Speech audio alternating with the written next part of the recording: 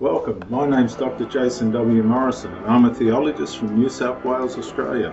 Psychologists help people with themselves and other people, and theologists help people with themselves and God. Galatians 5 and verse 1.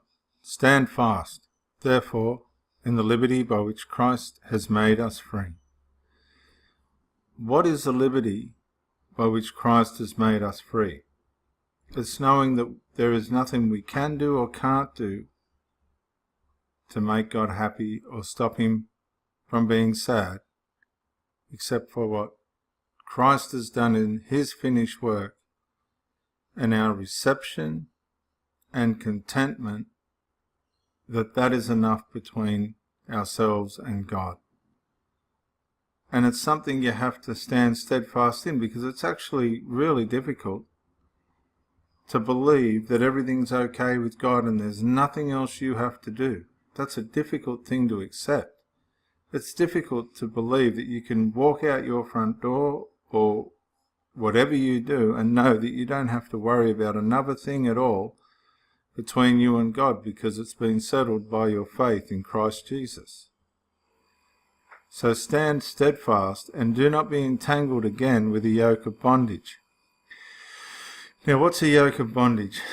Anything you think you need to do or not do to make God happy or stop him from being sad is a bondage.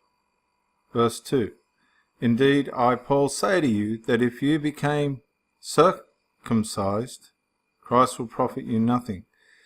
The circumcision was brought in by obviously the Jewish believers, who thought you had to also include the laws within the finished work of Christ. But Paul's saying that any law, anything we think we need to do or not do to make God happy or stop him from being sad outside the finished work of Christ, or even adding it to the finished work of Christ, will profit nothing.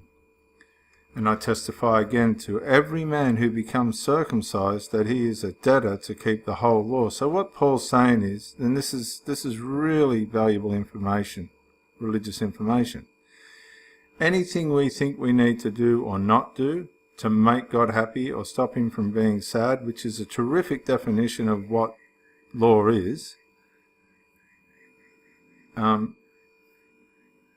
commits us to having to keep the whole laws, not just the mindsets that we choose that we think to have to make God happy or stop him from being sad. You have to do the whole law, and nobody can do that.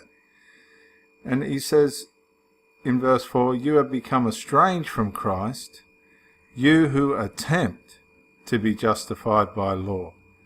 You have fallen from grace. Now, that's a pretty scary verse, because it's saying if you really do think you need to do or not do something to make God happy or stop him from being sad, and that you're attempting to be justified by what you believe are your laws or rules, you actually fall from grace. Now, that fall may not be immediate, it may be progressive, like with religious people with good intention that end up doing something horribly evil. Romans 7 teaches us that the law, or anything we think we need to do or not do to make God happy or stop him from being sad, will cause us in some way or another inevitably to turn evil. So if we attempt to be justified by the law, Galatians 5 and verse 4, we will fall from grace. Somehow or other we're going to fall from grace. And how will we fall? Well, we read it in chapter 4. There's many ways: adultery, immorality, drunkenness, whatever these things are, whatever the evil that law is able to produce, it will produce. Now let's say this together. Please, say it after me. I become estranged from Christ. I become estranged from Christ when I attempt to be justified by a law.